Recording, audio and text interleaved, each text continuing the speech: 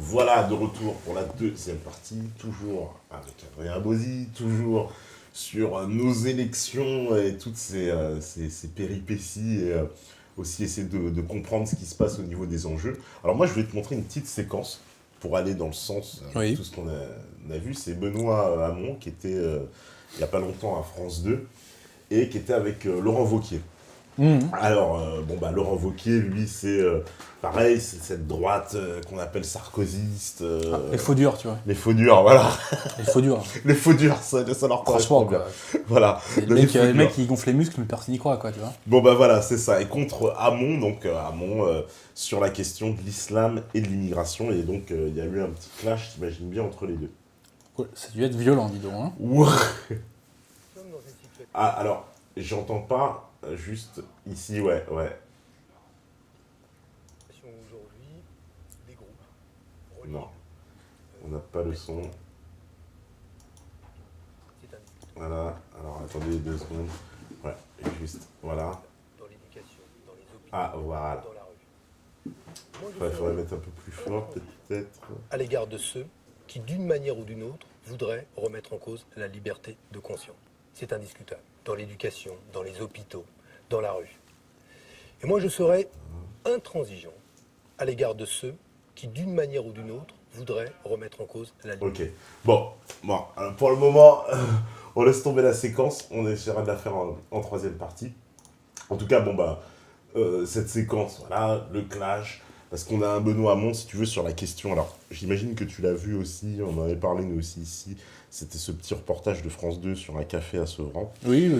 Ça fait beaucoup de bruit, oui. Voilà, où il y a des femmes qui se font éjecter du café. Et puis, la réaction de Benoît Hamon là-dessus, ça a été de dire oui, mais en France, c'est une tradition dans les cafés ouvriers. Oui, bah, déjà, il faudrait démontrer qu'il s'agit d'un café ouvrier, ce qui est faux, puisqu'il n'y a plus d'industrie quasiment dans ces zones-là, donc déjà, il ne faut pas nous la faire. Et puis surtout, la tartufferie ultime, c'est de faire croire qu'on parle du même peuple, quoi. C'est tout, quoi. Faut arrêter de prendre les gens pour des crétins. C'est une sorte de négationnisme, je dirais, de la réalité. D'ailleurs, les gens de gauche ne survivent que comme ça. Tu sais, j'ai inventé une formule qui nous dit que la gauche est une maladie mentale. Ouais. C'est évident, aujourd'hui. Oui, Non mais aujourd'hui, oui, je sais, Je cette vais te formule dire- fait beaucoup rire, tu sais, parce que j'en ai... mais tu sais, moi je vais te dire, je connais beaucoup de gens de gauche dans ma famille et tout ça, je comprends qu'à une époque, il y a des gens qui étaient de gauche. Bah, tu vois, je t'ai parlé de mon tour l'autre jour, je comprends, il y avait un contexte ouvrier, donc je comprends. Aujourd'hui, pour être un jeune de gauche, franchement, c'est chaud, quoi. Et je me dis, comment c'est possible? La seule, et là on comprend pourquoi on arrive à la maladie mentale, c'est que la seule façon pour un jeune blanc d'être de gauche aujourd'hui, c'est de nier le réel. Si tu n'es pas dans la négation du réel en permanence, tu bascules. Donc pourquoi la gauche est devenue une maladie mentale? Parce qu'on a des gens totalement schizophrènes qui sont contraints de nier en permanence la réalité. Tu vois? Je te parlais tout à l'heure, tu sais, de la jeune fille là, qui a fait la petite vidéo contre Marine Le Pen. Elle ne vit pas dans la même dimension que moi, tu vois. Ouais. Elle ne vit pas dans la même dimension. Il y a un autre exemple, justement, j'ai envie de t'en parler aussi, celui-là, c'est Mehdi Méclate. Énorme.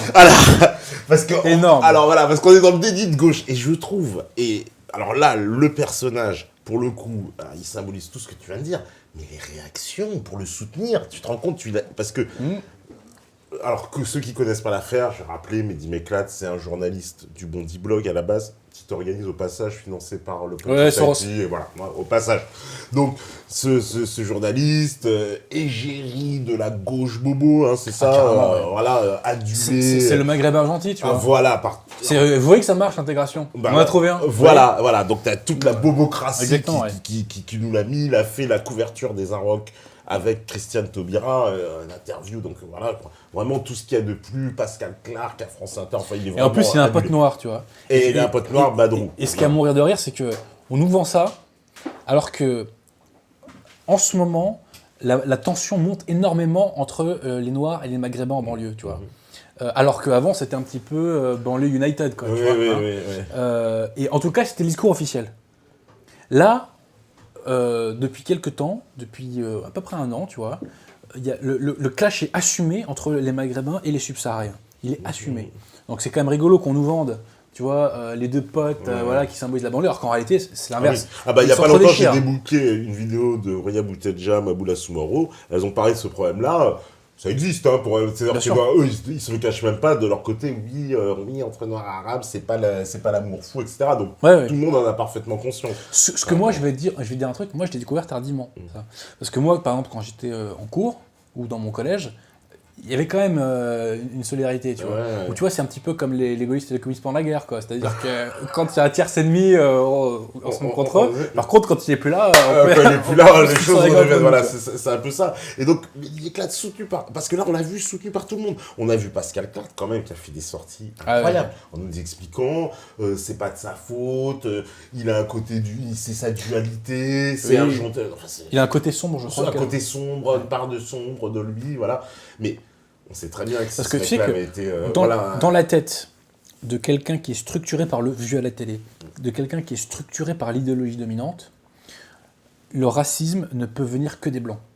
Tu vois, ça ne peut pas exister un noir, un arabe, un asiatique, un indien, un aborigène ou tout ce que tu veux qui soit raciste. Ça ne peut pas exister. Il y a eu un certain nombre d'articles qui sont sortis, de Ouria Boutelja notamment, d'une ancienne conseillère de Taubira, dont j'oublie le nom, là, d'origine maghrébine aussi, là, qui était flic avant, je crois. Ça me dit quelque chose. Mais bon, elle fait CM, je crois, quelque chose, là. Et en fait, quelle est cette théorie? C'est de dire qu'on ne peut pas mettre sur le même plan le racisme qui vient d'un blanc et la réaction qui vient d'un non-blanc, puisqu'en fait, c'est une réaction, précisément. C'est vrai, et donc, ce n'est pas du racisme, et en fait, voilà, c'est une réaction d'indisposition. Voilà. D'accord. Et donc là, on a un mec qui... Moi, je fais le quart de ces tweets-là, je prends les ferme direct. Voilà. Direct, hein. Je crois qu'il va te chercher chez toi. Ah oui, c'est clair, c'est c'est clair et net. Là, en l'occurrence, lui, il a le droit. Alors, je crois que pour le coup, pour être intellectuellement honnête, que la LICRA va faire des poursuites contre lui. Mais en tout état de cause, dans le cerveau des gens de gauche du système, ça a bugué. Ça a carrément bugué, l'affaire m'éclate, quoi. C'est vraiment... Et puis, c'est ça qui est rigolo, c'est que tu vois, c'est le mec qu'on nous présente comme étant le maghrébin gentil, cultivé, je sais pas quoi. Finalement, il a un discours que certains appelleraient d'extrême droite. Alors, ce qui est totalement caricatural de dire cela, mais j'emploie ce terme pour me faire comprendre, tu vois. Avec notamment des tweets assez antisémites, tu vois. Hein, donc, effectivement, tu vois, la réalité finit par rattraper toujours, malheureusement, heureusement d'ailleurs peut-être, même eux, si tu veux. Et tu vois, pour s'en sortir, Pascal Clark, on revient à ce que je t'ai dit, refus de la réalité. Non, il n'est pas raciste, hein. Il n'est pas antisémite, il a une pardon, tu vois. Il a une pardon, c'est tout. Voilà. Donc, le coup de la pardon, quand moi je me ferais pincer par la patrouille, je dirais que j'ai une pardon aussi. Voilà, c'est ça, parce que je les ai trouvés un peu cette bobocratie très indulgente, quoi. Tout d'un coup, c'est des pardons, la dualité. On a entendu les Arabes qui sont au début disculpés, ils ont dit on savait pas, en fait on a cramé qu'ils avaient menti. Enfin, c'est quand même. Tu sais, ce deux poids deux mesures, on le constate aussi avec Ouria Boutelja, qui sur la question juive va très très loin. Très loin. Et beaucoup de Français de souche ne pourraient pas se permettre ce genre de discours, hein, sans avoir des poursuites pénales, que elle, pour l'instant, n'a pas. Apparemment. Elle a même été, absous, on peut dire, dans cette affaire de Souchien, puisque la justice a dit... Oui, tout à fait. La justice a dit, il n'y a pas de Français de souche. Et attends. Ce qui, en plus, qu'il faut voir, c'est le motif du jugement. Ils nous disent que la notion de Français de souche n'a, de mémoire, parce que je cite les extraits du jugement dans mon prochain livre, n'a aucune réalité, je crois qu'ils disent sociologique, biologique, historique, c'est ça. de malade, quoi. Ils nous font du Macron avant l'heure, quoi. Voilà. La France n'existe pas. Hein. Les mecs, la France n'existe pas, il n'y a pas de souche française, il n'y a pas de souci. Voilà. Alors que c'est quand même incroyable, parce que quand elle prend son expression, même dans l'émission de Ce soir ou jamais, elle dit bien les Souchiens, les Blancs, parce qu'il faut leur trouver un nom. Tout à fait. Il n'y a pas d'ambiguïté possible pour moi. Elle désigne bien un groupe ethnique, enfin au sens la loi Pleven, je sais pas. Et là, non, ça ne rentre pas dans le cadre. Ce groupe qui n'existe pas aux yeux de la juge du tribunal, je crois que c'était la cour d'appel de Toulouse, in fine, qui avait tranché. En revanche, elle a une existence pour Ouria Boutelja et ses disciples. Ouais. Donc, moi, c'est ce que je constate. Et d'ailleurs, tu sais que moi, je me suis pas senti blanc. En fait, je me suis senti blanc tardivement. Avant, j'étais français. Mais je me définissais pas comme blanc. Ça m'est venu très tardivement. Mais pourquoi ça m'est venu ? Parce qu'on m'a désigné comme tel. Voilà, c'est à force qu'on te le répète. Mais c'est tout. Ouais. Tu vois, mais avant, moi, je me disais pas, t'es blanc, tu vois, je m'en Ouais, foutais, ouais. tu vois. Je veux dire, c'est comme t'es droitier. T'as pas bah, grandi voilà, en disant, tu dis mais pas, je suis droitier. blanc, je suis blanc. Non, voilà, ouais. Aujourd'hui, je me le dis. Mm. Parce que c'est. Au bout d'un moment, tu vois, t'as la réalité multiculturelle qui te saute au visage, et puis voilà, ça te revient dessus, tu vois. Mais bon. Ouais, parce que on sait très bien que c'est vrai, le cas inverse. Quelqu'un, entre guillemets, qui aurait essayé, voilà, le quart des tweets de Mehdi Méclate, il serait déjà, voilà, devant les 17e chambres, peut-être bien même enfermé en face. Et il faudra vraiment suivre cette affaire de près. Moi, j'ai vraiment hâte de voir ce qu'elle donne. Hein. Vraiment. Hein. Parce que là, on va voir la tartufferie de la République, tu vois. Toute la tartufferie de la République. Parce que moi, si je fais ça, je te dis, je me prends 20 000 € d'amende, du sursis, enfin, tu vois, la totale, quoi. Et une couverture médiatique, parce que là, encore une fois, il faut saluer encore une fois le travail des réseaux indépendants, des médias indépendants, c'est encore Yves Dessouche qui a déterré cette Il affaire. me semble que c'est Yves Dessouche qui a... Il me semble bien. Donc, énorme dédicace à Yves Dessouche. Il me semble bien que ceux qui ont déterré cette affaire. Et d'ailleurs, attends, dans le même coup, ils en ont déterré 2 pour le coup, parce que le lendemain, il y a eu la remise des Césars de Ouléga Oui, à Mabra. énorme. Alors, énorme. alors, Énormissime. alors c'est pareil, on retombe des nues. Mais tu sais, ça veut dire quelque chose de très intéressant. Ça veut dire que le système n'arrive plus à, entre guillemets, museler la réalité. Et que maintenant, tu vois, c'est comme de l'eau qui coule entre les doigts, quoi. Voilà. Il n'arrive plus, quoi. Ah bah moi je vois ça comme ça, c'est le truc qui fissure. On n'arrive plus à contenir le golem multiculturel, tu vois. Il nous revient dans la gueule d'une façon ou d'une autre, quoi. D'une façon ou d'une autre, il nous revient dans la gueule, quoi. Ah parce que là en plus, alors clairement cette cérémonie des Césars, un petit mot parce que c'était... Ah oui. C'était orwellien, c'était la cérémonie de C'est le multiculturalisme qui était à l'honneur. En fait, c'est le système qui se rend hommage à lui-même, tu vois ce que je veux dire. Alors déjà, on peut le dire à 2 égards, c'est que les Césars, Omar Sy a eu le César du meilleur acteur. Omar Sy, tu regardes n'importe quel de ses films, il ne sait pas jouer. J'ai rien contre lui humainement, c'est quelqu'un de très bien sans doute, il ne sait pas jouer. Donc tu vois bien que on nous crée de force des icônes qui n'existent pas. Hein. Et donc, déjà petite parenthèse, donc, te disais-je, ça prouve que le système, encore une fois, est à bout de souffle, puisqu'il ne trouve plus les Gérard Depardieu, même les acteurs des Passion, donc ça, même un Thierry Lhermitte, tu vois, même un Christian Calais, qui sont pas des buts de finesse, mais qui sont quand même des bons acteurs. Le système ne trouve plus ça. Hein. Kev Adams, on va pas faire arriver beaucoup de gens avec Kev Adams. Hein. Bon. Donc, première chose. Et deuxième chose, il y avait le message politique des pseudo-rebelles. Donc, tu as eu monsieur, comment il s'appelle, la Ruffin, c'est ça ? Ouais, Ruffin. Qui nous a fait pleurer dans les chaumières. Merci patron. Ouais. Avec son truc là sur les chômeurs, les ouvriers et compagnie. Bon, arrête d'être de gauche, après tu pourras parler de la question sociale. Moi, c'est ce que je pense en premier lieu. Ensuite, je crois qu'on a eu un truc sur, tu sais, Adama Traoré et sur Théo, mais ultra pathétique, tu vois. Il y a un moment de malaise, quoi, au bout d'un moment, quoi. Bah même au moment où il y a celle qui a eu alors c'est le prix de comment dire, je crois que c'était la meilleure espoir. La meilleure rebelle. Alors c'était Ouléga Mabra, puis t'as il y a un petit côté discrimination positive. Ah bah un petit, complètement. Et puis le discours, alors on était évidemment dans le pathos, dans oui, ma mère m'avait dit, le cinéma, c'était pas pour les gens comme nous. Alors évidemment, c'est les gens comme nous, tu sais. Alors, j'étais stupéfait quand je dis, mais waouh! Et en plus, cette année, ils se sont mis de concert parce qu'il y a eu la même chose aux États-Unis. Parce que l'année dernière, il y a eu scandale, tu sais, parce qu'il y avait pas assez de noirs, il paraît, dans la liste. Alors, du coup, tous les noirs connus avaient boycotté, les Beyoncé, les Will Smith avaient dit on va pas à la cérémonie. Et cette année, par contre, alors là, ils ont mis des noirs partout, ils ont dit ah non, cette année. Mais la France, avant qu'on lui fasse leur reproche, j'ai l'impression que c'est. On anticipait. On anticipe. Nous, on va pas attendre qu'on nous dise. Et puis tu vois, c'est vraiment une volonté de la part de cette nomenclature républicaine de se donner bonne conscience à tout prix. Voilà. Il faut se donner bonne conscience. Et nous, on n'est pas des racistes, on n'est pas comme les fachos qui votent FN. Hein. T'as vu, on donne des prix aux Noirs et aux Arabes. C'est comme qu'on est mecs cool. Et tu vois, il faut pas ce sujet aussi. C'est que les gens de gauche ont une négrophilie et une maghrébinophilie. C'est-à-dire qu'ils sont tellement dans la haine de soi, sont tellement dans le rejet de la France, dans le rejet de leur histoire, dans le rejet de leur religion, dans le rejet de leurs parents, et j'en passe et des meilleurs, qu'ils en sont à aduler tout ce qui n'est pas français et qui est en France, tu vois. Et c'est sordide. Tu sais, il y avait un écrivain qui disait qu'un philosémite, c'est un antisémite qui aime les juifs. Ben moi, je te dis de la même manière, hein. Un négrophile, c'est un négrophobe qui aime les noirs. Un maghrébinophile, c'est un maghrébinophobe. Parce qu'en plus, ces gens-là, tu les mets au quotidien.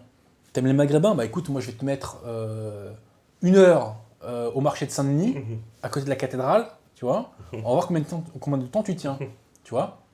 On va voir, hein. C'est intéressant. Et ce sont des gens qui, d'ailleurs, sont des bourgeois blancs qui vivent entre bourgeois blancs, tu vois. Et je trouve ça sordide. Oui, parce que ça, c'est Sordide. souvent, c'est... Alors, il réfute de plus en plus, d'ailleurs, aussi, le terme de bobo, il est bien passé. C'est alors, péjoratif. même maintenant, voilà, c'est tellement devenu péjoratif que j'ai même vu Mélissa Torio qui parle de bobo en traitant les autres de bobo. Donc, c'est-à-dire que... c'est tellement péjoratif qu'ils veulent s'en exclure. Mais... Comme tu disais, cette réalité, elle revient en pleine figure. On peut pas le... Y a rien Elle est trop massive. Elle est trop massive aujourd'hui. D'ailleurs, le système a tenu longtemps et le FN a pu ne pas émerger autant qu'il aurait dû émerger parce qu'on pouvait mettre la réalité sous le tapis. Tu vois, l'immigration, on confine, le chômage, on bidouille un peu les chiffres et puis on laisse ça aux périphéries. Là, c'est trop. Là, la réalité est en train d'exploser, que ce soit l'immigration, le chômage, la fiscalité et compagnie, et on ne peut plus faire semblant. On ne peut plus mettre la réalité sous le tapis. Dans mon prochain livre, j'invente le concept de négationnisme institutionnel, qui est la négation d'un phénomène ou de son ampleur. Et le système, au lieu d'accepter ses failles, ses erreurs, eh bien, depuis les années 70, est dans une négation. Il n'y a pas de grand remplacement, la mondialisation c'est heureux, etc., etc., etc., tu vois. Et on nous invente une pseudo-réalité. Et d'ailleurs, la nouvelle opinion publique, son rôle historique, c'est d'avoir détruit cette pseudo-réalité qui nous est vendue par le système. Je ne suis pas soralien, mais de ce point de vue-là, il faut reconnaître que Soral, tu vois, quand il dit cette interview du mois, il a détruit le truc, quoi. Et il a dit, en gros, il y a un discours qui est faux. On peut ne pas être d'accord avec Soral sur son logiciel idéologique, moi-même j'ai les réserves que tu imagines, mais là-dessus, il a été extrêmement performant et il a détruit. En fait, si tu veux, l'hostilité des médias de l'opinion publique est en partie due à lui, il faut le reconnaître. Et donc, la nouvelle opinion publique a détruit c'est aussi en grande partie du MTT. Je sais rappeler pour. Mais c'est très vrai, ceci étant dit. Donc, on a détruit cette pseudo-réalité qui se fonde sur ce négationnisme institutionnel. Et donc, on retombe encore une fois sur nos pattes, on est cohérent. Les gens de gauche sont obligés d'être dans la négation du réel en permanence pour pouvoir se regarder dans une glace, quoi. Et pour pouvoir se dire, on est des gens cool, on continue à voter comme des tocards à gauche, quoi, tu vois. Et donc, on arrive à cette maladie mentale. Et je dis ça, tu vois, des images qui tournent sur Internet, quand tu vois des antifas ultra excités qui deviennent complètement fous contre un tel ou un tel, quand tu vois les mêmes aux États-Unis avec Trump, on a vu des images totalement sidérantes. Totalement sidérantes, tu vois. Et j'ai envie de dire, tu es de gauche, mets tes idées en pratique.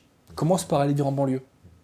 Parce qu'en plus, aux États-Unis, et c'est ce qui est en train d'arriver en France, la racialisation du débat, parce que aux États-Unis, on voit de plus en plus dans les manifs anti-Trump des gens qui se baladent avec le white supremacy, je suis un blanc privilégié, il y a cette idée, donc voilà. Et je vois maintenant ce discours-là arriver en France. Tout à fait. Je vois des petits jeunes, l'autre fois, voilà, ils faisaient une interview sur CNews, alias iTélé, là, pour Ramayad, et puis ils te disent carrément, oui, moi je suis un blanc non racisé, machin, enfin ils reprennent en plus. Ah non, mais... Complètement carrément. Et je veux dire, t'es non racisé, mon pote, mais prends le RER, hein. Tu vas être racisé tout de suite. Hein. Si tu veux être racisé, mon pote, sors de ton bourgeois de ton ghetto de bourgeois blanc qui reste donc entre bourgeois blancs, tu vas très vite être racisé. Parce que moi, j'étais racisé. Hein. Tous les Français de souche qui sont au contact du multiculturalisme sont racisés, il n'y a pas de problème. Hein. Donc, je veux dire, t'as des complexes. Ouais, c'est ce que je disais aux gens que je rencontrais. J'ai toujours vu ça, moi, tu sais, quand j'étais plus jeune, tu vois, des mecs qui étaient complexés du pognon de leurs parents. Mais je leur disais, mais t'as du problème avec le blé de ton parent ? Mais donne-le-moi. Mais moi, j'ai aucun problème avec. Hein. Il n'y a pas de souci, hein. Franchement, je le prends. Hein. Si t'as un souci, moi je le prends, il n'y a pas de problème. Tu sais, c'est les mecs que tu vois à la fac qui s'habillent en péruvien, tu vois. Ah oui. Tout ça, c'est des mecs blindés qui habitent dans le 5e, tu vois. Ils fumaient du shit. Ils fumaient pour 1000 € de shit, tu vois, par mois, quoi. Ils viennent d'où le pognon, quoi, au bout d'un moment. C'est bon, quoi. Assumez qui vous êtes. Vous avez le privilège d'être français, l'honneur, la grâce d'être français. Assumez, c'est pas une honte. Bien au contraire. Ouais, parce que c'est vraiment, je le vois, d'ailleurs il y a une déclaration, c'était une porte-parole de Benoît Hamon, c'est Madame Slimani, qui elle a parlé en parlant d'une défection encore au profit de Macron d'un député PS et en disant on n'a pas besoin de façon de ces vieux blancs. Putain, c'est un truc de fou. Si on avait dit ces vieux bicots. Ah, je crois, voilà. Tu vois, ce serait pas passé. Ou ces vieux négros d'ailleurs. Hein, oui, ou ces vieux négros. Ce serait pas de jaloux, hein. Non, mais ce serait pas passé, c'est sûr. C'est-à-dire que, en fait, taper sur les blancs aujourd'hui dans on va dire dans le discours idéologique dominant, c'est pas très grave. Ça passe normal. Non. C'est pas... Mais non, parce que le blanc est un oppresseur, tu vois. Donc si tu tapes un oppresseur, c'est pas très grave. Parce qu'alors elle dit la même chose, clairement, ne serait-ce que, voilà, évidemment, sur les juifs ou sur... Elle serait même en procès, j'imagine. Oui. Elle serait, voilà, 17e chambre, voilà, etc. Mais là, non. Ça fait même pas scandale, hein, les gens parlent parce que... Ça fait tellement ça un peu fait scandale que j'étais pas au courant. Ah bah voilà, non, pour te dire. Pourtant, j'essaie d'être au courant. Ouais, non, mais pour te dire, ça a même pas fait un grand scandale. Pas du tout. Quoi. Voilà, encore une fois, ça sort de la nouvelle opinion publique. Je vois que alors justement, tu as aussi petite transition, mais en lien, parce qu'on a parlé beaucoup du FN au début, et le FN, c'est vrai qu'il s'inspire beaucoup, lui, des faits de cette nouvelle opinion publique. Parce que moi, à chaque fois que je vois un Philippot, il ressort ce genre de trucs qui sont des trucs... Par exemple, l'affaire Mehdi Méclate, c'est lui qui l'en a... Et tu vois, j'ai critiqué Philippot tout à l'heure, mais là, il était très bon, tu vois. Ceci étant, le racisme anti-blanc, par exemple, tu vois, il n'y a que le FN qui en parle. Bon, plus trop aujourd'hui, mais à une époque, ils s'en étaient un peu emparés. Le terme de racaille. Le terme de racaille, que Sarkozy a employé 2-3 fois, on ne lui a pas pardonné, parce que il faisait dissidence avec la pseudo-réalité. La racaille n'existe pas dans la pseudo-réalité. C'est un mot que le système n'emploie pas, on parle de jeunes. Et tu vois, parle de jeunes. C'est pas vrai. Moi, je me rappelle même d'un interview de Marion Maréchal Le Pen en 2013. Alors, c'était pourquoi ? Il y a eu des émeutes à l'époque. C'était pourquoi ? Ah oui, PSG. Émeute de PSG au Trocadéro. Et elle avait employé le terme de racaille sur LCI, tu vois. Et je me rappelle que le mec en face, ça l'avait choqué, tu vois. Et elle avait dit, même la formule, c'était on s'émeut en gros, de ce que peuvent penser les racailles, mais en revanche, tu vois, les peuples... Enfin, c'était ça l'idée, quoi. Et elle a employé ce mot. L'utilisation du mot racaille, donc le racisme anti-blanc, c'est effectivement tout ça, le FN s'inspire de la nouvelle opinion, et puis même sur plein de choses. L'aspect anti-Union européenne, si tu veux. Non pas, le FN a toujours été plus ou moins anti-Union européenne, mais disons que le fait que ce soit à ce point au centre du discours du FN aujourd'hui, c'est ça. Il y a 5 ans, Marine Le Pen a parlé de la fameuse loi de 73. Ça vient de la nouvelle opinion publique aussi. Ouais. Voilà, j'espère que demain, la nouvelle opinion publique va aller davantage sur mon logiciel et que le FN s'en inspirera. Tu vois. Ça serait beau. Ça serait beau. Mais ils seront obligés, ils sont complètement en face quand même, quoi. Ils écoutent parce que même une sortie, par exemple, comme Philippot face à Valls à l'époque où il lui sort Miguel Blancos, je suis éternellement attaché à la France. Là, c'était le mec de la nouvelle opinion publique qui ont complètement. C'est celui qui a. Ça a été fait d'ailleurs afin d'être vu et revu sur YouTube. Sur YouTube, parce que. Petite parenthèse, depuis il est moins bon sur YouTube, Philippot. Hein. T'as vu sa chaîne? Ouais, j'ai vu sa chaîne, ouais. Pas très spontané quand même, hein. Oui, moi, le coup de la tasse et tout ça, là, ouais. Enfin bref. Moi, quand je vais mettre ta TV, tu vois, je viens pas... Bon, il y a du vrai thé dedans, je précise. Non, c'est pas grave, c'est pas grave. Je précise, mais bon. Mais grosse dédicace à la chaîne YouTube de Florent Philippot. De Florent Philippot. Il est vachement, en plus, parodié, en plus, hein, dans les médias à cause de ça, mais bon. C'est du gâteau pour ses adversaires. C'est le prix du succès. Alors, tiens, on me demande aussi, tiens, je prends comme ça au plus des petites questions, on me dit, qu'est-ce que tu penses de la réconciliation nationale prônée par Roger Hollande ? C'est le sujet de son dernier livre. Je n'ai pas lu son bouquin, tu vois, mais la réconciliation nationale, si on entend par là le maintien en France d'une masse qui est en gros entre 15 et 20 millions d'extra-européens, je pense qu'à terme, c'est pas viable. Et les gens qui pensent que c'est viable sont soit naïfs, soit cons, quoi. Enfin, je veux dire, c'est évident. Et pour moi, c'est une telle évidence, c'est comme si tu me demandes, ton avis, il fait plus chaud en hiver ou en été moi, mon expérience me dit qu'en été, il fait plus chaud, quoi. Voilà. Mais je pense que c'est un projet qui n'est pas viable. La réconciliation nationale n'est pas un projet viable. Et on ment aux gens quand on leur dit qu'il y a une chance. Moi, j'y ai cru quand j'étais jeune, tout ça. Moi, j'y ai cru, mais au bout d'un moment, la réalité te rattrape, quoi. Et si la France va avoir un avenir, non, c'est pas possible. En France, le taux de naissance extra-européenne en Île-de-France, il est de 75%. Le taux de naissance extra-européenne en moyenne en France, il est de 38%. L'année prochaine, dans 2 ans, il sera de 40%. Mais ça veut dire quoi ? Ça veut dire qu'on est un pays africain ou arabo-africain dans 10-20 ans. On ne peut pas accepter ça. On n'a pas à s'excuser de ne pas vouloir accepter ça. Je suis désolé, hein. Donc la réconciliation nationale est un projet mortifère, totalement mortifère. C'est un projet républicain par excellence d'ailleurs.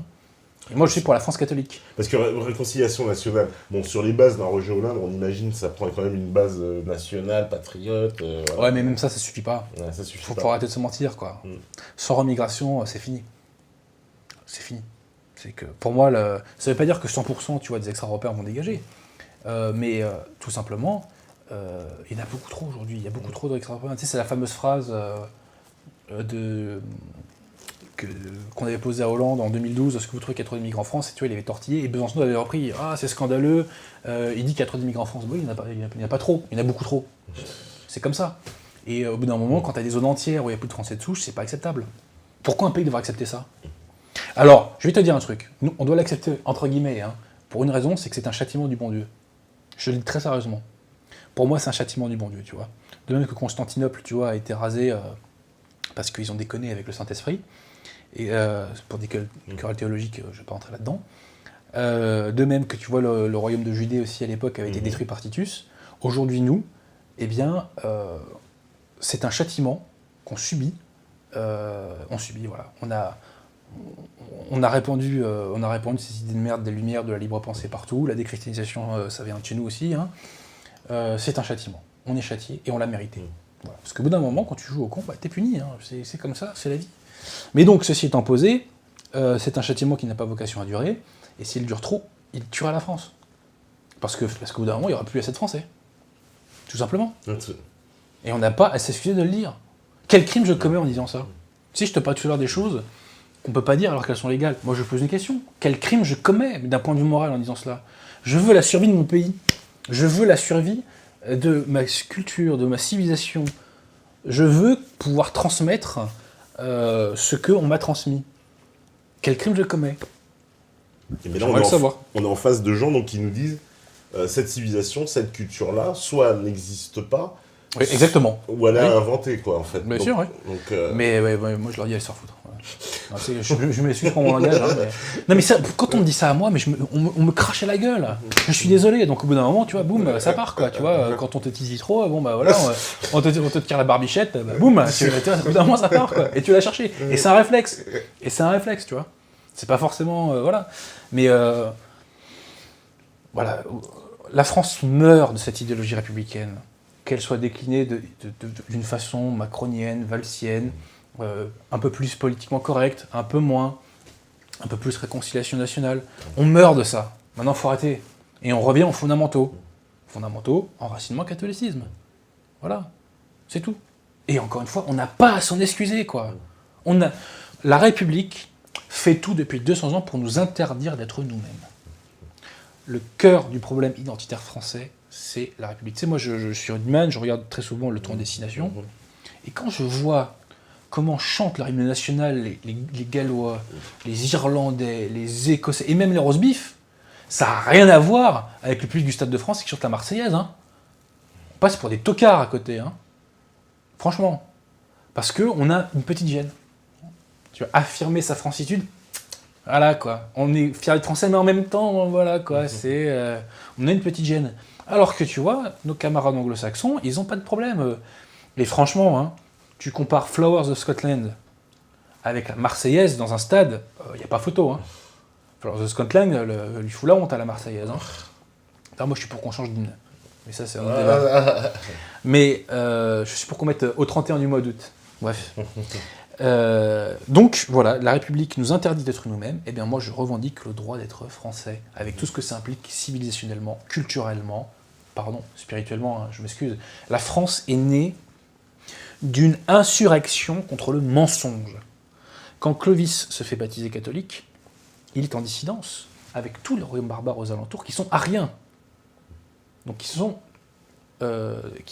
hérétiques et qui emmènent les âmes en enfer. La France est née d'une insurrection contre le mensonge. Donc, grosse dédicace à Saint-Rémy, hein, petite parenthèse, hein, et à Sainte-Clotilde, et à Sainte-Geneviève. Et on est né de ça. Et ben, je te l'annonce, c'est une prophétie que je fais. Voilà, je fais une prophétie. Je suis pas prophète, mais j'en fais une quand même. La France ressuscitera d'une insurrection contre le mensonge républicain et contre le mensonge conciliaire. Voilà. Nous renaîtrons que comme ça, parce que c'est comme ça que nous redeviendrons nous-mêmes. Notre société, notre régime politique repose sur des principes faux et sur des principes mauvais. Voilà. Donc tant qu'on ne rompt pas avec ça, on sera dans la merde. Voilà. Ça, c'est une petite dédicace à M. Asselineau, parce que c'est bien de sortir de l'Union européenne, mais tant qu'on ne remet pas les bonnes valeurs à la base de la société, et c'est ça la différence entre les hommes de droite et les hommes de gauche, c'est que nous remettre des valeurs différentes à la base de la société, Et bah, au final, la France finira toujours par être dans la merde. Tant qu'il n'y a pas les bons principes qui sont restaurés, ça ne sera pas la peine d'espérer grand-chose. Hein. Et la République trouvera toujours un truc pour nous foutre la tête sous l'eau. Voilà. Parce que la République, elle va tout faire pour survivre, quand même. Elle fera tout pour survivre, mais comme je te le dis, la réalité, au bout d'un moment, va la rattraper. Et les gens qui sont là et qui tiennent le système, au bout d'un moment, ils vont dire, bon, bah, entre notre peau et... je ne dis pas qu'en la buter, mais je dis que la société est en train d'imploser. Ce qui caractérise la France aujourd'hui, c'est la décomposition de la société, c'est la destruction totale du lien social. La France tient encore un petit peu, concrètement, parce qu'on fait 2000 milliards de PIB et qu'on redistribue un max. Hein. Tu enlèves la redistribution, c'est le western, hein, franchement. Hein. Et pas que en banlieue, hein, partout. Partout, c'est la guerre de tous contre tous. Donc, parce que le lien social a été complètement détruit et les Français ne font plus société. Mais en plus, les hommes politiques, ils le savent tous, puisque Bien sûr. je voyais encore Sarkozy, c'était il n'y a même pas 2 semaines, qui faisait encore une déclaration, il disait « Je n'ai jamais vu une telle colère dans le pays, la Bien France sûr. est en bouillonnement ». C'est-à-dire qu'ils le constatent tous, c'est ce que tu dis Même là. Fillon, il avait la phrase de la guerre civile, ça s'appliquait pas que à la banlieue. Ouais. Sauf que, bah, ils sont tenus. Et en même temps, ils sont tenus, et d'un autre côté, ils n'arrivent pas à renier qui ils sont. Parce que moi, tu vois, si demain je deviens un collabo, c'est pas arrivé. Je suis un être humain, je suis faible, j'ai des faiblesses. Si je deviens un collabo, bah, je collaborerai, mais tu vois, quand il s'agira de faire, je dirais, rétropédalage, bah, j'aurais du mal physiquement. Je me suis tellement, si tu veux, rallié à un autre moule, tu vois, qu'au bout d'un moment, c'est contre nature. Mais cette contre nature, bah, elle t'a imprégné. Elle t'a imprégné, tu vois. Donc il n'arrive pas. Et tu vois, Hollande, le bouquin qu'il a fait avec les 2 journalistes, ce qui est très intéressant, c'est qu'on voit que sur les constats, il est très proche de ce que je te dis, Complètement. mais qu'il n'arrive pas à se décoller de son logiciel de merde. Républicain, Mais c'est souvent tendance le cas, socialiste. justement, pour des hommes politiques, des fois de haut niveau, qui te font des analyses où on voit bien qu'ils ont compris certaines choses, et ça et prouve qu'ils sont pourtant, ils coupables. n'arrivent pas à aller au fond. Ça veut dire qu'on ne peut même pas leur faire le crédit de la bonne foi, tu vois. Ils sont d'autant plus coupables. C'est-à-dire que t'as compris, t'es au courant, et tu fais rien. Mais t'es un traître. Tu laisses ton peuple crever, quoi. Tu laisses ton pays se détruire. Mais c'est de la pure trahison. Et après, c'est Pétain le collabo, tu vois. On rigole, hein. Franchement, on rigole. Hein. Bon. Parce que lui, il les a pas fait venir, les Allemands. Hein. Je précise. Si les gens veulent Faire des parallèles. faire des parallèles. Tu sais, c'est toujours le concept d'Auguste Rodin, le sculpteur. Je crois que je te l'ai déjà dit ici. Rodin, des fois, il faisait des statues où la statue faisait un geste et c'était au spectateur de terminer le geste. Donc moi, c'est pareil, il faut poursuivre des fois ma pensée. Mais bizarrement, les gens le font spontanément et ils comprennent où je veux en venir. Comme quoi, bon, ils font des constats relativement identiques. Donc en tout cas, il y a des choses qui sont en train de bouger de ce côté-là. Alors, on me demande, est-ce que Asselineau peut faire un score honorable aux législatives ? C'est plus compliqué C'est parce plus que compliqué. les législatives, il faut beaucoup de pognon, hein, quand même. Hein. Il faut beaucoup de moyens, ce serait compliqué. Mais remarque qu'avec un bon score au présidentiel, Avec un bon pourquoi score, pas, il y aura hein. une bonne dynamique. Il peut être propulsé, mais moi je te dis, Asselineau, je pense qu'il peut faire un bon score. Franchement, ne serait-ce que parce que tu vois, il rappelle, tu vois, les hommes politiques des années 90 un petit peu, qui ne faisaient pas rêver, mais qui avaient un peu le décorum, entre guillemets, tu vois. Donc non, Asselineau, je pense Avec, que... on va dire, un peu plus de hauteur dans les Il débats. n'y avait pas trop de casse-toi pauvre con, Voilà, avec Carla c'est du sérieux, ou de je suis fier d'être Bilal, je sais plus Je ce suis qu'il y fier avait. d'être, Bilal Hamon. Oui, voilà, je sais pas quoi, Bilal tu vois. Hamon, ouais. Bon, voilà, quoi. C'est, le système a plus le niveau, c'est encourageant. Ouais. C'est très encourageant. Alors, on me demande aussi, que pensez-vous de la politique étrangère de la France qui amène de surcroît une tension entre les communautés dans notre pays ? C'est pas la communauté, déjà ce n'est pas la politique étrangère de la France, c'est la politique étrangère de la République. Et ben je pense que, par définition, c'est pas une politique qui est faite pour défendre les intérêts de la France. Quel était l'intérêt de la France d'aller détruire la Syrie ? La Libye, sachant que les migrants, c'est lié aussi à cette situation-là. Bien sûr. Donc c'est complètement... Bien sûr. Et Kadhafi l'avait dit. Je sais que Ouais. il avait dit, mais l'Europe est complètement folle de s'attaquer à moi parce que si vous détruisez la Libye, vous allez vous déverser des millions d'Africains chez vous. C'est les mots de Kadhafi, hein, c'est Bien sûr. Kadhafi qui le dit, qui le disait. Tu sais, c'est cette fameuse phrase de l'Action française à l'époque qui nous disait que la République est le régime de l'étranger. Bon bah oui, voilà. D'un moment, on a été... En fait, Sarkozy passe pour un dur à côté, tu vois, en politique étrangère. Parce qu'avec Hollande, on a atteint le paroxysme de l'atlantisme. Sur la question ukrainienne, sur les sanctions russes, sur la Syrie. Il en est fier en plus de ce qu'il a fait en Syrie. C'est incroyable. Dans le bouquin dont je t'ai parlé, là, avec les journalistes, il en est fier, quoi. C'est complètement fou. Enfin bref. Donc, on est allé au paroxysme de l'atlantisme. Et ce qui est intéressant, c'est que si tu prends aujourd'hui les grands candidats, en gros, tu n'as que Macron qui est vraiment officiellement ultra-atlantiste. Hein. Parce que même Hamon, si tu veux, sur le conflit israélo-palestinien, il est officiellement pro-palestinien. Marine Le Pen est pro-russe, François Fillon est pro-russe. Donc là, tu vois, l'atlantisme du plomb dans l'aile. Ouais, il n'y a plus que... En fait, Macron, autour de lui, il sacrétise tout. Quoi. Bien sûr, c'est le dernier espoir des mondialistes. C'est le dernier espoir, donc il y a la banque, il y a le mondialisme, il y a la finance. Effectivement, les positions pro-américaines, pro-UE, enfin, il a tout avec lui. Il insiste énormément dans ses discours sur l'Europe, hein, Macron. Ah oui, complètement. Et même dans son discours à Lyon, le fameux, là, le public se met à gueuler, très spontanément, bien sûr, hein, Europe. Bande de Mongoliens, quoi. Des bandes de Mongoliens, quoi. Franchement, je vais te dire un truc. Quand tu regardes un discours de George Bush ou de Trump, et quand t'as le public qui fait USA, ça te la gueule, tu vois. Franchement, chapeau, les Américains. Mais quand t'as des bouffons qui font Europe comme des cons. Et si encore c'était pour louer la vraie Europe, le continent, les nations, ok. Mais là, c'est cette technocratie de merde, mais vous êtes des bouffons, les mecs, quoi. Mais est-ce que vous vous en rendez compte, quoi? Tout le monde se fout de votre gueule, quoi. Enfin bref. Non, parce que ça, c'est comment dire, on a vu dans les congrès, les meetings de Macron, on sait qu'aujourd'hui, les mecs sont plus ou moins payés. Alors, évidemment, pas directement, mais en nature, on leur offre apparemment des soirées, des machins, des trucs. Et puis, ils reçoivent tous des petits textos pour s'exprimer quand il faut. Bah, justement, là, vous dites Europe, là, vous dites machin. Ouais. Et donc, tout est bien. Voilà, je crois que même le quotidien de Yann Barthès l'a balancé, ça. Ah ouais, d'accord. Il me semble qu'ils avaient même montré les textos et tout ça, ouais. D'accord. Mais bah oui, écoute, c'est du storytelling à 2 balles, quoi. Ouais. Mais sauf que tu vois, comme je te l'ai dit, c'est fondé sur du vent, parce que derrière Macron, il n'y a pas de solidité. Il y a un personnage qui est relativement, si tu veux, pas beaucoup d'épaisseur, Macron, quoi. Hein. Pas beaucoup de vécu, pas de logiciel idéologique singulier, un parcours, bon, qui est ce qu'il est, tu vois. Il est monté, c'est très bien, bravo.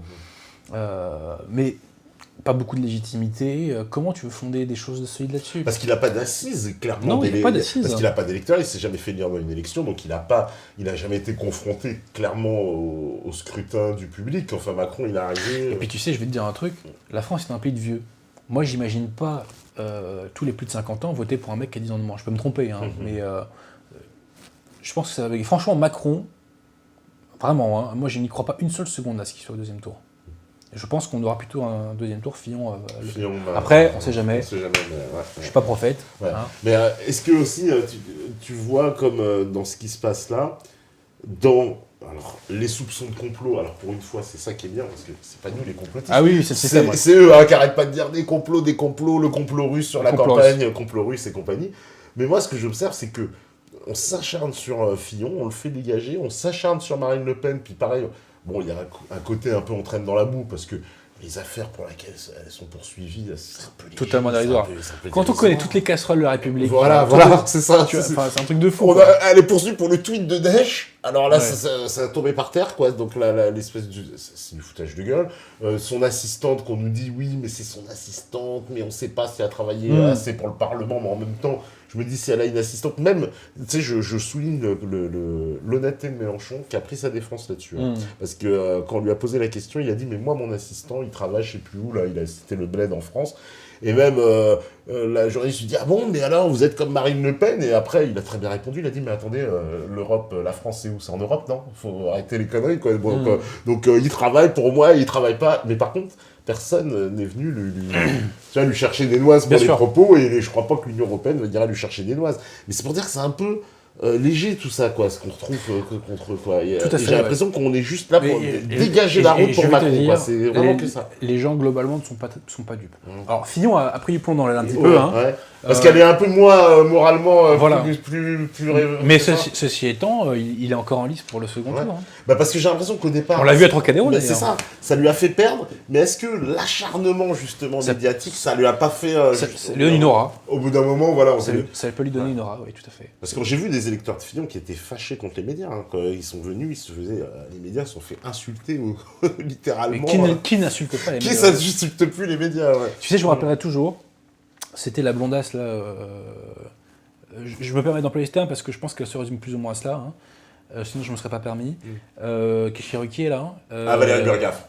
Et elle dit un jour à Mélenchon, les journalistes, mais nous sommes le contre-pouvoir. Vous critiquez tout le journaliste, monsieur Mélenchon, mais nous sommes le contre-pouvoir.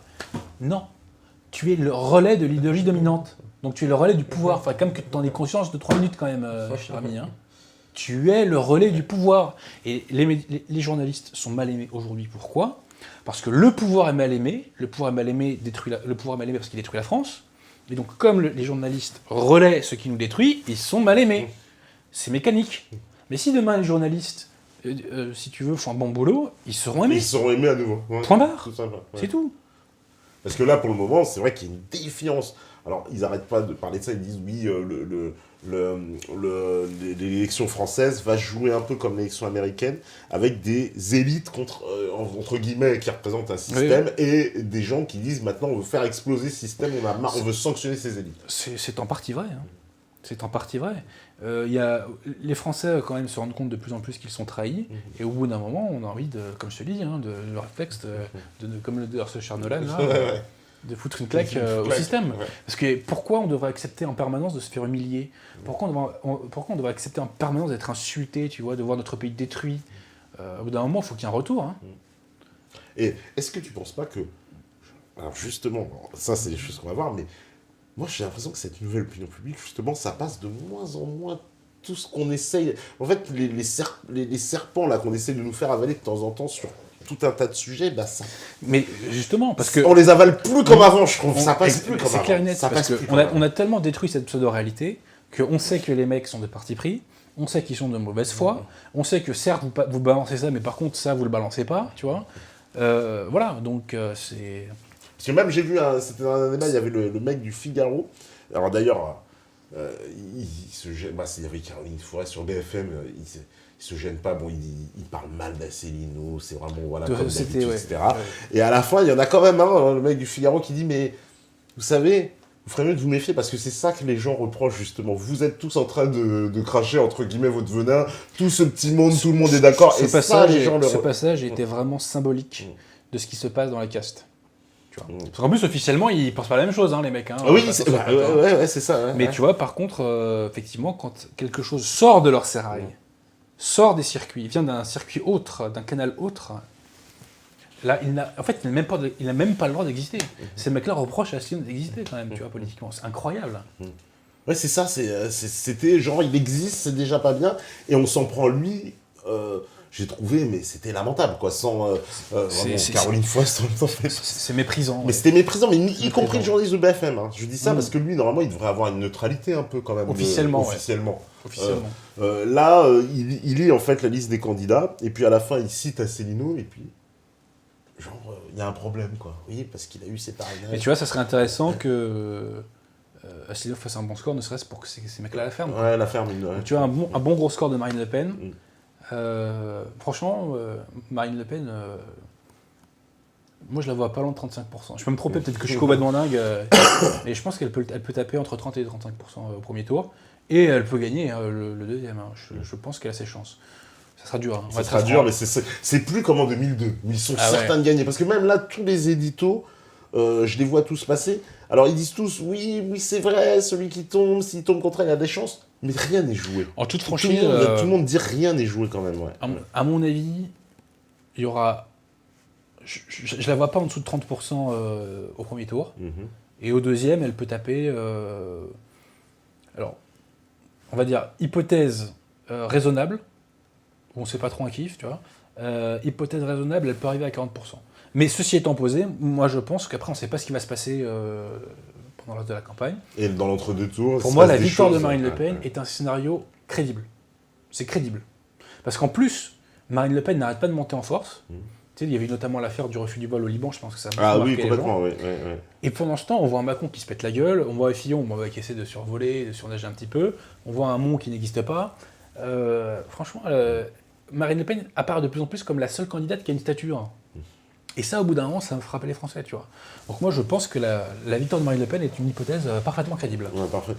En tout cas, elle est bien prise en compte par tous les médias étrangers, et en France y compris, où on prend pas ça à la légère, quoi, disons. On prend plus ça à la légère. Je crois que la recette de se dire, celui qui va tomber contre Marine Le Pen sera automatiquement élu, Ah oui, non, ça c'est un mauvais calcul. Hein. C'est un mauvais calcul. Et tu vois, si jamais c'était Macron face à Marine Le Pen, moi je suis convaincu que Marine Le Pen gagne contre Macron. Alors, je suis convaincu. Ouais. Bah, moi, j'ai le même sentiment parce que, en plus, une Marine Le Pen contre Macron, quelque part, ce serait vraiment, le choix serait très clair. Là, on a vraiment, pour ceux qui parlent de choix, là, vraiment, on aura un choix politique. Entre le projet de Marine Le Pen et le projet de Macron, ils sont aux antipodes. Je vais te dire, pour moi, c'est une folie de la part du système que de vouloir détruire la candidature Fillon. Parce que pour moi, Fillon, aujourd'hui... C'était le meilleur... Pour que le système se poursuive, c'est le meilleur poulain. Hein. Ouais. Mais ils ont voulu mettre Macron, c'est ça. Mais pourquoi? Est-ce que c'est pas son côté pro-russe qu'on a voulu faire finir? Je pense. Hein. Je pense. Hein. Parce que pro-russe, puis un peu, peut-être trop conservateur sur les aspects, il est un peu catho. Ça pour le coup, franchement, le côté catho de Sion, pour moi, c'est vraiment du vernis. Oui, c'est du. Franchement. Ouais, bon, d'accord, c'est des oripeaux, c'est clair. Mais c'est déjà trop. Mais c'est déjà trop, quoi, c'est déjà trop. Parce que, attends, même Valérie Boyer, sa porte-parole, elle avait mis une petite croix dans une émission, ça avait fait scandale. Oui, elle respecte pas la laïcité, elle ose afficher sa religion, etc. Bon, j'ai trouvé que c'était un peu surfait, mais je me demandais, est-ce que finalement ce Fillon, il dérange pas à cause de ça? Parce que ça, oui, tout à fait. Conservateur, petit côté, j'aime les... Voilà, il déroge au politiquement correct au mondialisme. Ouais. En tout cas, d'un point de vue du discours, les faits, on les verra. Hein, parce que la Ve République, c'est le régime où le président, une fois élu, fait l'inverse de ce qu'il a dit. Hein. De Gaulle, je garde l'Algérie, je la dégage. Mitterrand, je tords le cou du capitalisme et il nous sort l'acte unique et Maastricht. Chirac, fracture sociale. Sarkozy, la rupture, il continue. Donc le changement, c'est maintenant, c'est quoi en penser. Donc voilà. Mais en tout cas, dans son discours, Fillon dissonne par rapport à certains éléments de la doxa. C'est évident. Et comme a priori, on veut conserver le moule mondialiste aussi pur que possible, et oui, effectivement, on le tacle. Mais effectivement, dans l'affaire Fillon, je crois que ce qu'il faut retenir, c'est cette espèce de nouveau Yalta qui va se faire dans les années à venir. Tu vois. Et voilà, le Fillon, il est pas tout seul, il est soutenu par un certain nombre de députés UMP, il y a des gens de l'oligarchie qui sont avec lui, donc c'est quand même pas inintéressant, ça. C'est pas inintéressant. Et est-ce que cette ligne Fillon, on décrirait espèce de libéral conservateur, est-ce que c'est pas un peu intenable, justement, à droite, entre ces gens qui veulent, en gros, je caricaturais volontairement, une mondialisation économique qui sont plutôt favorables, mais qui veulent un patriotisme culturel. Bien sûr, oui, puisque la mondialisation... Est-ce que c'est pas là avec l'autre? Parce que moi, je pense que c'est un monstre à deux jambes, comme dit Hilar, et que si tu vas vers la mondialisation économique, tu vas vers la mondialisation culturelle. Bien sûr. Tu pourras pas... La mondialisation nous apporte la destruction de notre tissu économique, la destruction de notre patrimoine, parce que quand on vend tout notre patrimoine à des Qataris, à des Chinois et compagnie, au bout d'un moment, les mecs, ils vont pas l'entretenir, comme nous, on l'aurait fait, tu vois. La mondialisation, c'est aussi l'américanisation, tu vois, donc bien entendu que c'est contradictoire. Le problème du mot libéral, si tu veux, c'est que personne n'en a la même définition. Le mot libéral, c'est pas la même chose dans la bouche de Benjamin Constant, de Milton Friedman, de Monseigneur de Lassus, de Jean-Luc Mélenchon. Donc moi, j'ai un peu des réticences à l'employer. Après, je vois, en fonction des autres, ce que ça veut dire, mais tu vois, par exemple, moi, je suis d'un point de vue théologique antilibéral, mais d'un point de vue de l'économie, moi, je suis pour qu'on donne de l'air aux entreprises, donc on va me qualifier de libéral, tu vois. Donc voilà, c'est un terme que j'évite et puis en plus, un maximum d'employer. Oui, parce que c'est un peu compliqué, parce que le libéralisme, on peut le comprendre comme justement la liberté d'entreprendre, mais ce qu'on vit aujourd'hui qui est appelé libéralisme, c'est tout sauf du libéralisme. Quand c'est des grandes entreprises monopolistiques, c'est pas du libéralisme. L'entrepreneur en France et le patron en France sont persécutés.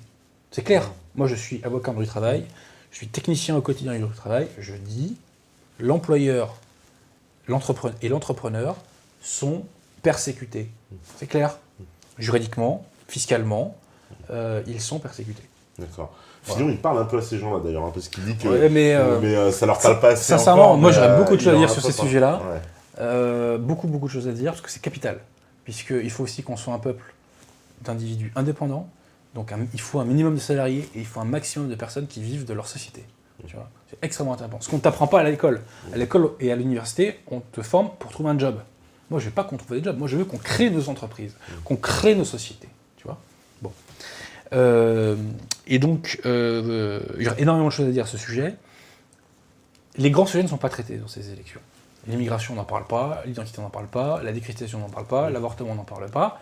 Et la persécution des professions libérales, on n'en parle pas. Tu vois ? Alors, ils disent tous qu'ils sont pour supprimer le RSI. On est d'accord. Oui, ok, on remplace par quoi? On fait comment? Pourquoi on l'avait pas fait plus tôt? Voilà, moi, c'est des questions que je pose. Et puis, le truc que vous mettrez à la place du RSI, est-ce qu'on est certain que ça nous coûtera moins cher? Parce que, une petite parenthèse, tant qu'on a cette masse de Suédois en France, il faut acheter la paix ethnique. Tant qu'il faut acheter la paix ethnique, qui nous coûte sans doute autour de 100 milliards par an, on ne peut pas baisser les charges et les impôts. Ce n'est pas vrai. C'est un mensonge.